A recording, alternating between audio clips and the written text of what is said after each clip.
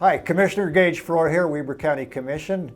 It's the time and place to do the recapture for our Weber County Commission meeting held this week. With me today, I'm very pleased to have Lauren Schaefer from our Election Department and Brooke Stewart from Community Developments over our local transportation funding process. So let's start with Lauren. She's going to tell us a little bit about the bid process, the opportunities that she had in the Elections Department to really look after the citizens of this county and make sure that we save the money as we go through the very important election process coming up very soon this year for our city elections. Lauren, do you want to just tell us what took place and the route you went through? Yeah, so we recently just completed a bid for a new printing and postage vendor. We went through a really competitive bid process and we ended up going with a new print vendor called Runback Election Services.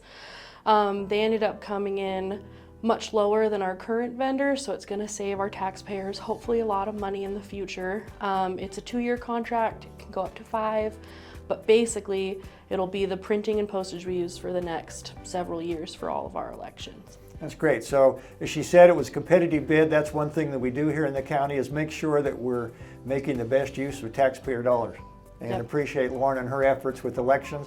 Again, we have the best election department in the state of Utah right here, thanks to Lauren and her staff. So, thank you. Thank you, Lauren. So I'm going to go now to Brooke Stewart. Brooke runs our local transportation funding process. Back in 2007, the County Commission authorized what they call the local option sales tax, was 0.25%, 0.25%, that goes to transportation needs. And Brooke does a very great job of administering those funds for our cities, for any of our cities that have local transportation need. Yesterday, we approved several of those. Brooke's going to just talk a little bit about that program and what she does. Yeah, thanks, Commissioner. So, as mentioned, back in 2007, the voters of Weber County approved a local option sales tax along with a $10 fee that's paid with your motor vehicle registrations to be able to fund transportation projects throughout the county. So, each year we invite the local governments and the transit district to submit projects for consideration for funding.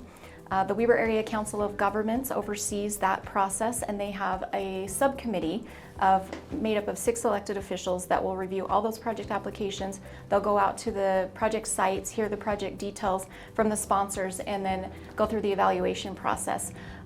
Over the course of several months, we'll develop a priority list with that transportation subcommittee that they will take to the Weber Area Council of Governments for them to make a final recommendation that will go to the County Commission for approval. That's done annually. So the agreements that were on Commission meeting yesterday were for the majority of the projects that were approved as part of the 2024 Transportation Priority List. We had 3 that were for corridor preservation projects, and then the remainder were contracts for construction projects. The corridor preservation funds were programmed for 2026, and those construction projects were programmed for 2027.